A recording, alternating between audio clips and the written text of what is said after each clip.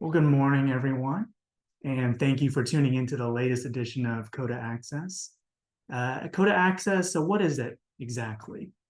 So what we're trying to do here is we're trying to bring you dynamic, market-focused conversations with visionary thought leaders.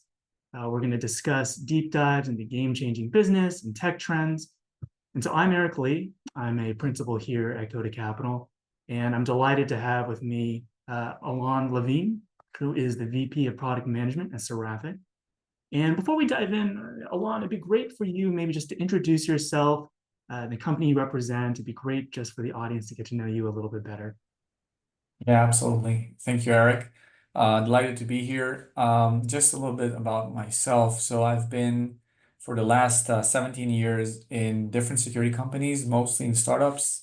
Spent a few years in Palo Alto Networks through the acquisition of one of the companies I worked for previously. In the last 2.5 years, I lead the product management organization within Seraphic Security, which is a enterprise browser security company. Excellent. Well, today we're going to delve into the latest trends and innovations in browser security for the modern workforce. I'm sure everybody here, they've seen headlines, whether it's Target or SolarWinds or credit card consumer data. It's no surprise, or it's no surprise that bad actors and cyber attacks, they are ever increasing. And so this is affecting companies, it's affecting consumers, it's affecting nation states. So today, Alon will help provide his unique perspective on what he's seeing, particularly from the ground floor, live, like what is actually happening in the industry. And I think what will be fun about today's discussion is that everyone uses a web browser. I'm a Chrome user, and it's not some esoteric piece of technology on the back end that we can't see. We use it every day for email, for now for Gen AI, for Chat GPT, which we will definitely discuss. And so we're going to take you on this journey here today. We're going to talk about 4 key topics of discussion. So first, we want to orient you as the audience. We're going to talk about the existing problem statement. So what exactly is browser security and why is it such a pressing need? Secondly, we want to talk about the measurable business or security KPIs once a solution or implementation is in place. We're based here in San Francisco in Silicon Valley, and so we can't have a discussion without AI. So that'll be the third topic of discussion. And then as venture capitalists, we obviously live in today and now in the current environment, but we're always trying to understand what's around the corner. And so we want to understand the future problems, the solutions, and technologies. And so with that, Alon, I'm very excited to have you here today. So maybe just to start, why do you think organizations are prioritizing browser security? Were there specific incidents or risks that highlighted this need? Yeah, so excellent question to start off. Let's start from what happened in the last few years with the browser and web technology revolution. Within the last few years, we're seeing a revolution around web technology. The modern work is flexible. People expect to be able to work from everywhere. They want to be able to work from any device, and they want to be able to do this seamlessly, coherently, without having to do any specific preparations or changes as they migrate from different devices or different places. Now, that led to a great adoption of web technology since it is portable, it's easy to use, can be used easily on different devices without the need of doing substantial adaptations. And that led basically for a lot of our day-to-day corporate applications to just migrate and become from a thick software on the operating system to a SaaS web application that we use through the browser. Now that actually led us to let the browser to be our go-to tool for pretty much anything that we do from a business perspective. Now, while we bear this in mind, we also have to remember that the browser, while being a great technology, having so many different capabilities, also is a primary attack vector. browsers become the main gateway for sensitive data, web applications, and external interactions. This makes them a very attractive target for cyber threats, and what I'm talking about phishing, malware, credential theft, exploitation, and so on and so forth. The combination of the two actually made browser a very lucrative target, right? And that led to a lot of high-profile incidents that we have been seeing over the last few years, like credential harvesting, the use of fake browser extensions for stealing data, sensitive data leakage, either intentionally or unintentionally, shadow IT, SaaS applications. All these have highlighted the critical need of a browser-focused security solution. Got it. No, that's great. No, it's no surprise that this is such a pressing need, given some of the facts that you just laid out. And so I'm just trying to understand here. So how do customers typically manage their browser security? There are potentially legacy technologies in place, or traditional technologies. Some companies may not even have a solution in place. So what are you seeing in the field? Yeah, it's an excellent question because we're starting to see more and more attention and priority comes into play when we're talking about browser solutions.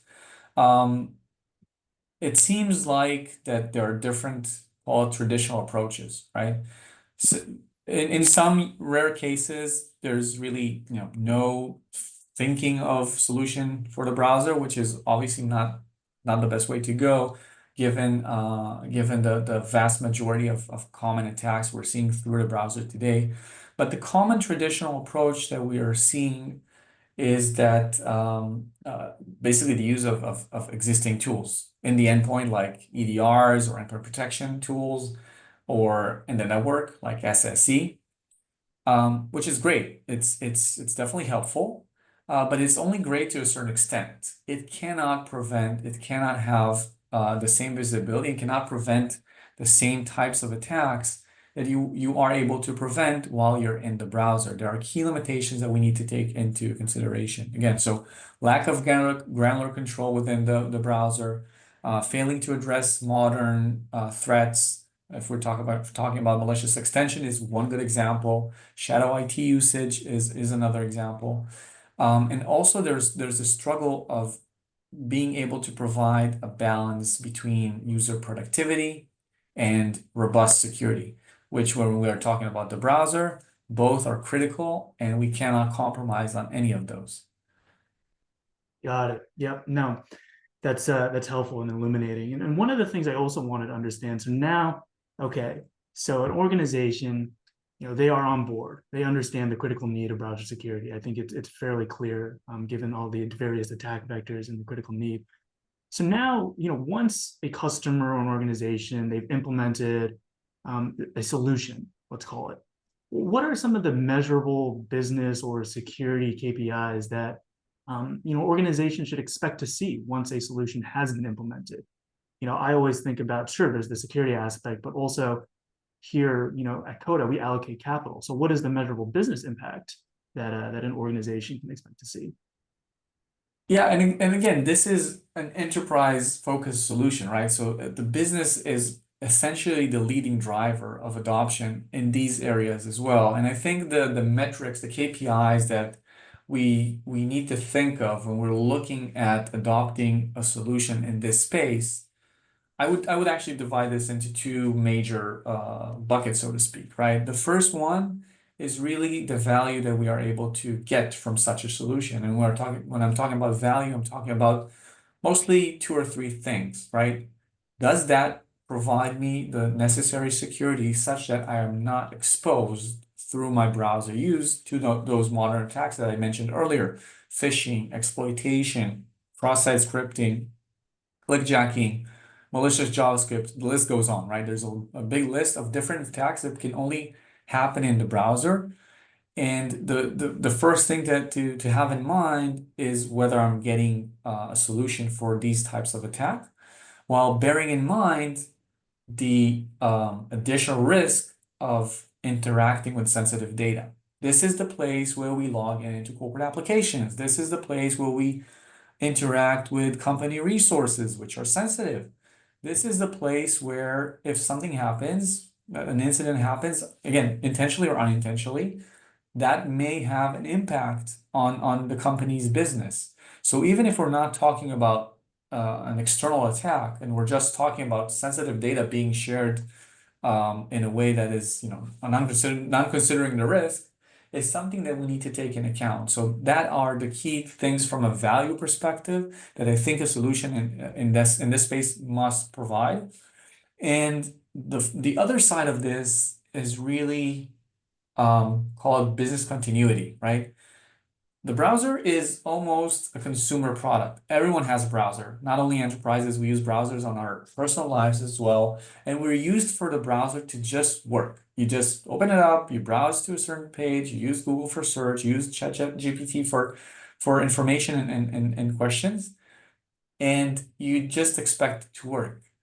If there's friction, if it becomes harder to adopt a security solution within the browser, it is just not going to fly, basically, right? This is a KPI, this is a key metric that we're seeing and we believe is critical for adopting such a solution. If this becomes a friction, if this becomes a burden on users, this is obviously something that cannot be adopted as a real solution, even if it provides all the value that I just mentioned from a security perspective or data governance perspective. It has to go hand in hand with being seamless and easy to use from an end user perspective. Yeah. And one of the things that I found amazing last night as I was just doing some research is, there are over 4,500 security companies. It was amazing. I think one, it just speaks to the need, obviously, of these problems. And secondly, it speaks to the budget, frankly, that CISOs have. Cybersecurity is nearly a $200 billion market. Right. But, as a organization, you can get inundated with different types of solutions. You can have acronym soup, frankly, with SIM, with SOAR, with EDR. It can be a lot, even for someone, like myself, who's been following the space and following the different trends. So why do organizations and customers gravitate to Seraphic over other solutions? I'm just trying to understand that a little bit better.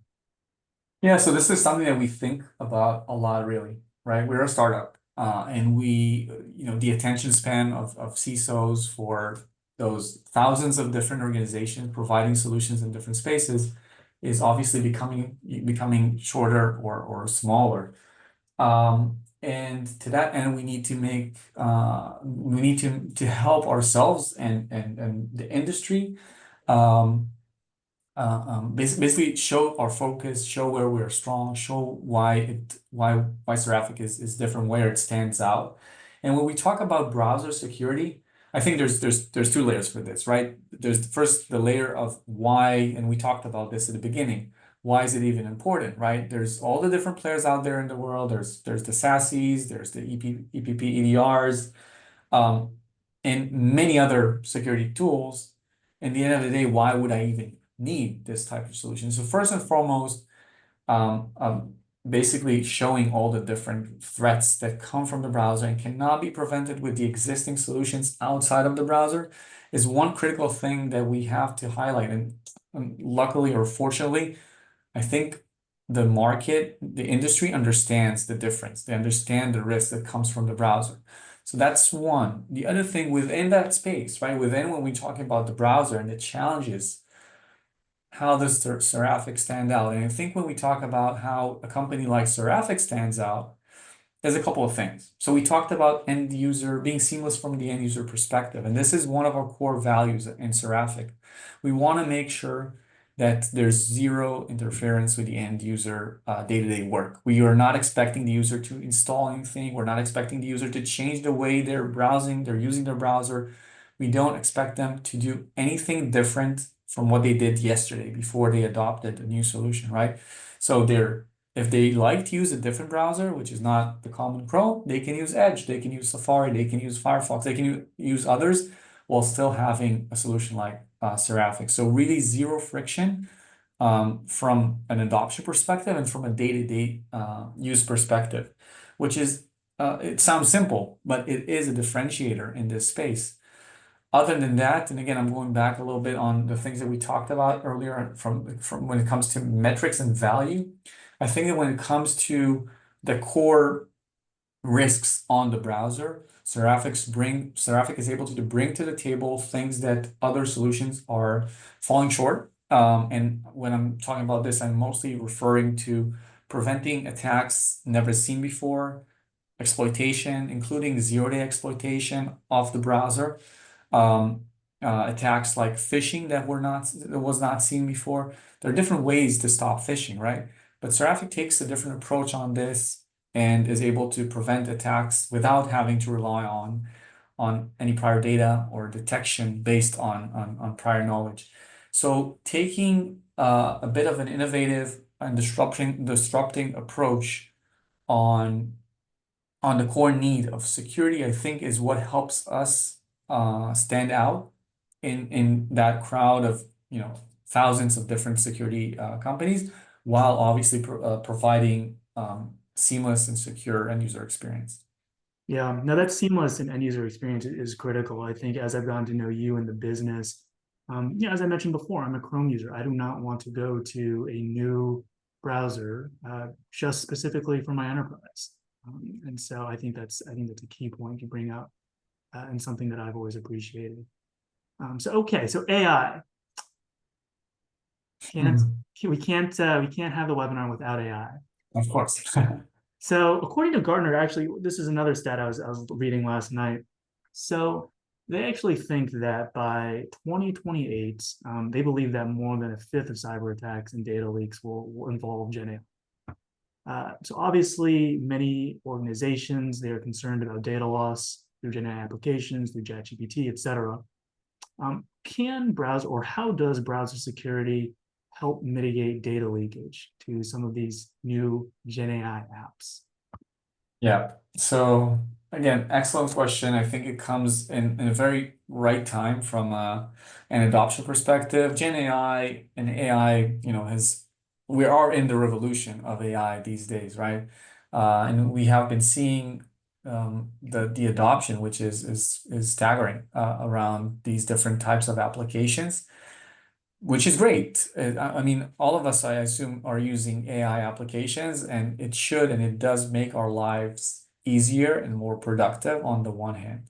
On the other hand, these applications also bear risks, especially when it comes to enterprise type use. And, when we talk about different scenarios of using Gen AI applications, there's obviously different risks associated when using these applications.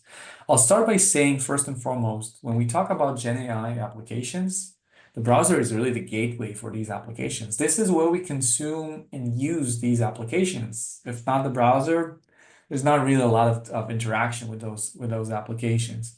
So that actually allows Seraphic and the browser itself be in the forefront of providing the right way to adopt AI technology on the one hand, but do it safely and securely on the other hand, right? We can obviously use it, but we want to use it in a way that allows the organization to maintain their data integrity and their governance.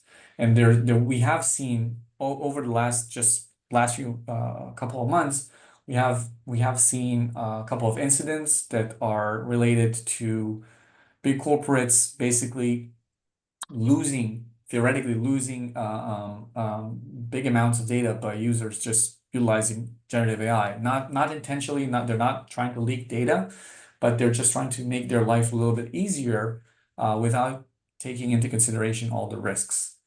The part that browser security plays in this area actually is uh, can be looked at from different angles and can be consumed in different ways, obviously depending on the appetite of the user and the corporate.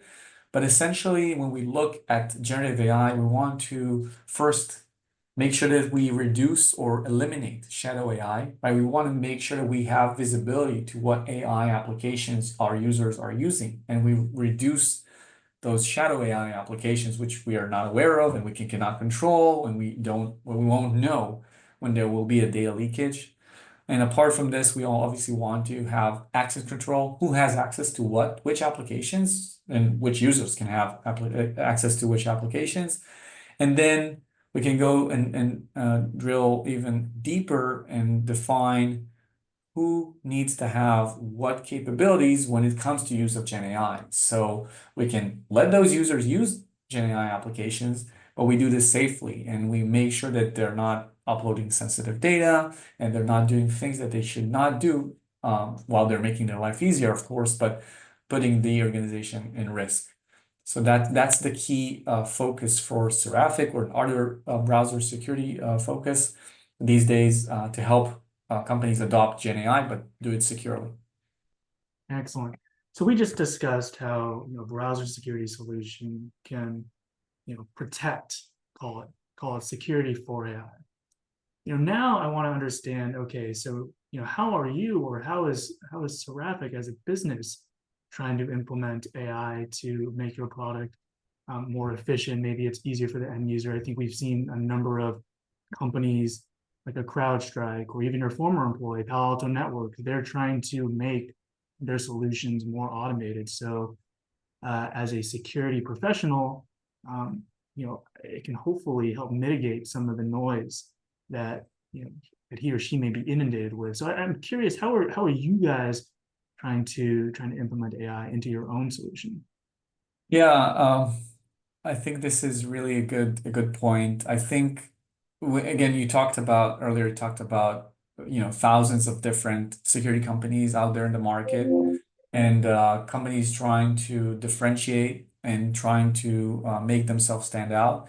And if you look, like, this is not last year, this is like for years now, companies have been talking about how their AI-based approach is, the cutting edge of technology, and this is the thing that will basically change everything. And by the time by the time this was all of the market, this is no longer innovation, and it's just another marketing point that companies use. But I will say this, I do see that there is now, apart from the statements of AI based, there is a growing adoption of AI when it comes to security solutions in a way that substantially helps in preventing risks, but in the same time reducing friction.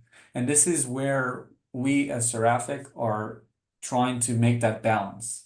So I will say this first, it's not a AI only solution, right? Seraphic, we don't think AI is like the cure for everything. We do have different types of approaches for different types of problems. We're talking about different, a big set of different challenges when it comes to the browser. So AI is not the cure for everything.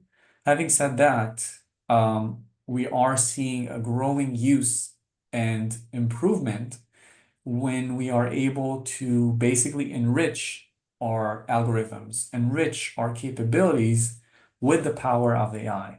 And that, I think the combination of the two is what makes the real difference.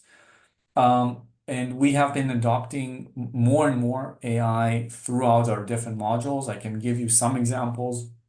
One easy example is the management of extensions, right? So Seraphic has visibility to all extensions across all browsers, and we're able to assess the risks of these extensions.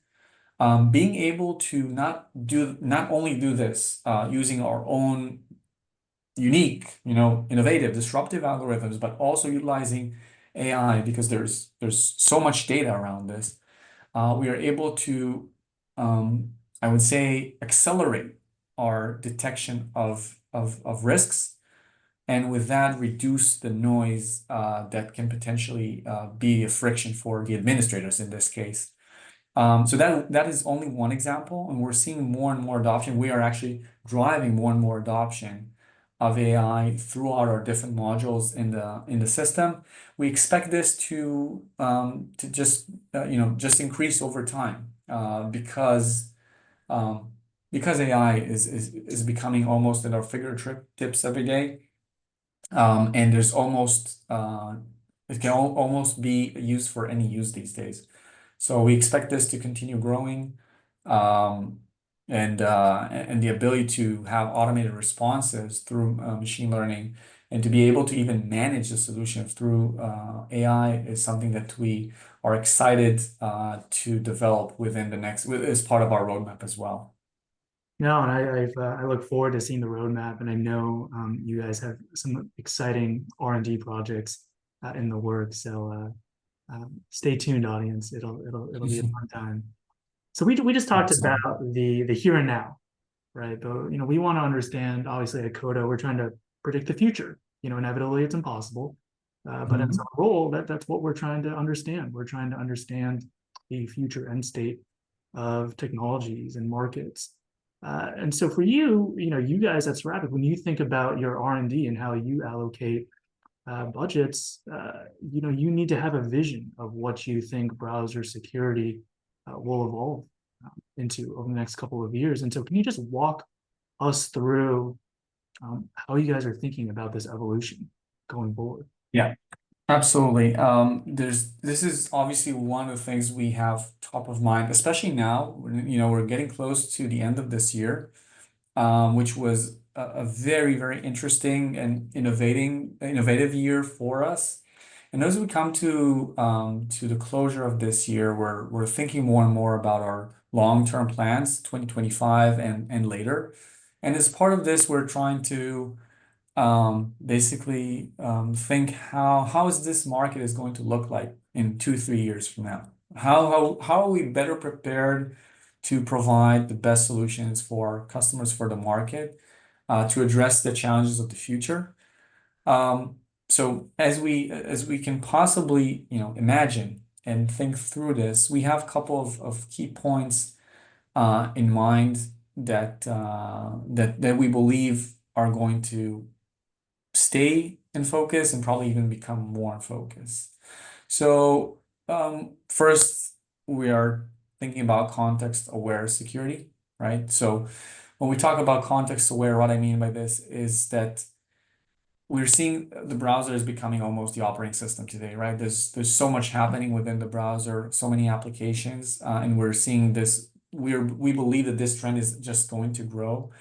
And based on that, we believe that it will allow us to have even more flexibility when the user is in the browser, to have visibility to the user role, the context of the device health in that context of the use, activity patterns of that user, and being able to put all this in context to provide dynamic real-time protection. Obviously, we talked about AI. This is a part of this as well. One other thing that we have in mind for the next year's future is kind of a deeper zero trust integration. Zero trust is something as a key term in security for the last few years, but it's not going away really. And I think the browser even makes it more in focus, more relevant. Browsers are already, but will become even more central when it comes to zero trust security principles, managing access control, ensuring data security. We already today are able to provide access, zero trust access through the browser without requiring, periphery tools. We believe this would only grow with time, and it will allow us better abilities to really protect how users interact with private applications, not only SaaS applications. So that's the second thing that we believe will happen. And the third thing that is top of mind for us is what we call hidden browsers. And what I mean by this is the browser, obviously, we know the common browsers. We know Chrome, we know Edge, we know Safari, we know Firefox. But you have to remember, Eric, Slack is a browser, right? Teams, Microsoft Teams, it's a browser. It doesn't look and feel like Chrome browser, but essentially the underlying infrastructure of this is a browser. And what we're thinking when we're talking about this is, and we're seeing more and more applications go towards this direction, what we believe we can provide is security and governance across all these applications, not stopping on the browser, but actually providing security and governance to Teams, to Slack, to many others. There's hundreds of different applications, operating system applications that Seraphic can be integrated into. So that's another key point for us as we're seeing this trend grow with time. Now that is a fantastic point. So we are at the top of the half hour, and so by requirement, I need to show our legal disclaimer, the best part of the webinar. But maybe just on a more personal note, Alon, I know we've talked a lot about the browser security, the existing problem statement, where we think it'll be headed, and I certainly learned a lot. But for you as an individual, just sort of a fun question that we sometimes ask here is, if you were on Mars or on Moon or what have you, who is the one person you would want to spend time with or meet? All right. Um, well, it's gonna be a cheesy answer, I think, right? I would, I would take my wife with me. That's the person I would probably want to spend time on a remote location while I'm disconnected from anything else. Um, I think that's the person I would take with me. A bit cheesy and not, I don't know if that's the original answer you were expecting. But that's kind of the first thing that came to mind for me. If I'm remote, that's the person I would probably want to spend time with. That is an excellent answer, and I'm hoping my wife isn't watching this because otherwise, I will I will lose brownie points if I were to say something else. Well, All thank right. you, everybody. We really appreciate everybody for tuning in here. Alon, thank you for your time, your insights, and we hope to see Awesome. everybody next time. Thank you, Eric.